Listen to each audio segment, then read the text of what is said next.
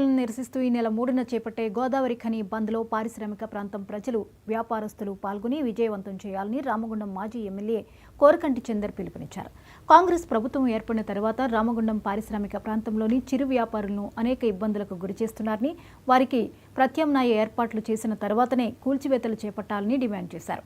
CM Revanth Reddy ఈ నెల 4న పెద్దపల్లి జిల్లాకు వస్తున్న సందర్భంగా రామగుండం పారిశ్రామిక ప్రాంతంలోని జీవనం కొనసాగిస్తున్న చిరు వ్యాపారులకు నష్టం కలిగించకుండా స్పష్టమైన హామీ ఇవ్వాలన్నారు.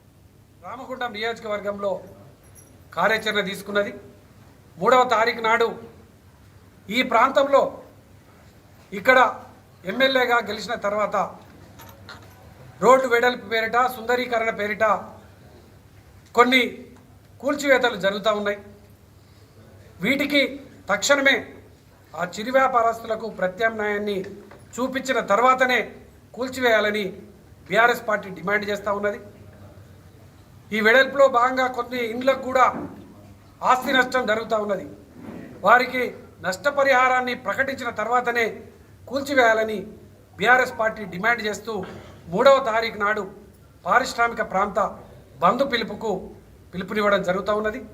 4వ తారీఖు నాడు ఆనాడు ఎన్నికల సమయంలో అభయహస్తం 420 హామీలను అమలు చేస్తా అని చెప్పినటువంటి రేవంత్ రెడ్డి ఇప్పటికీ మహిళలకు 2500 వేయలేదు. మరి 2500 వేయనందుకు సంబరాలు జరుపుతున్నారా?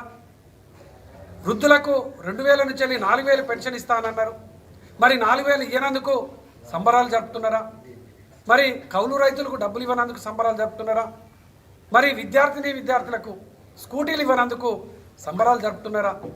మరి ఈ ప్రాంతంలో ఉన్నటువంటి ప్రతి ఒక్క రైతుకు కేసీఆర్ గారు ఇచ్చినటువంటి రైతులందరికీ కూడా రుణమాఫీ ఇస్తా అని ఇవ్వనందుకు